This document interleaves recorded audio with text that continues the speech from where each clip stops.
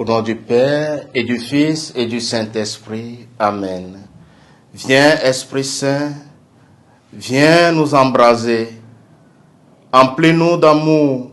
Ô Esprit Saint, viens nous brûler de ton feu. Amen. Le Seigneur soit avec vous. Évangile de Jésus-Christ selon saint Luc.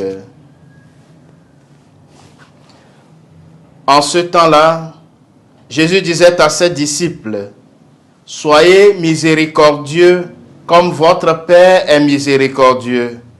Ne jugez pas et vous ne serez pas jugés. Ne condamnez pas et vous ne serez pas condamnés. Pardonnez et vous serez pardonnés. Donnez et l'on vous donnera.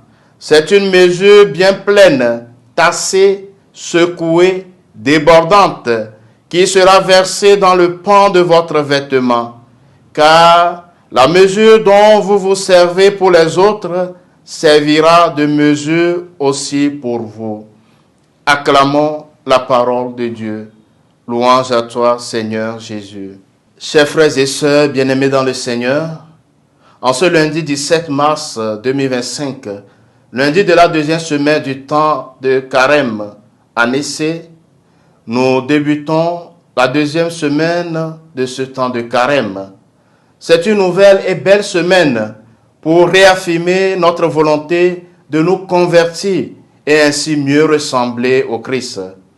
Jésus, pour ôter de notre cœur le venin qui vient de notre jugement négatif, nous offre de regarder les réalités de la vie et du monde à travers son regard, à travers son œuvre de salut pour l'humanité. Quand nous avons conscience de notre misère, nous ne mettons plus de jugement sur l'autre, mais nous demandons pour tous la miséricorde et nous pourrons ainsi vivre la charité sincère qui nous lie d'affection entre nous.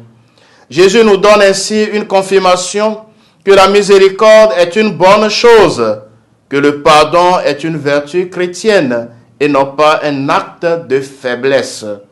Pour nous chrétiens, le pardon et la miséricorde sont au centre de notre vie de foi. Le cœur de Dieu est rempli de tendresse et il nous suffit de nous tourner vers lui dans notre misère et nous sommes illuminés par son visage plein d'amour pour tous.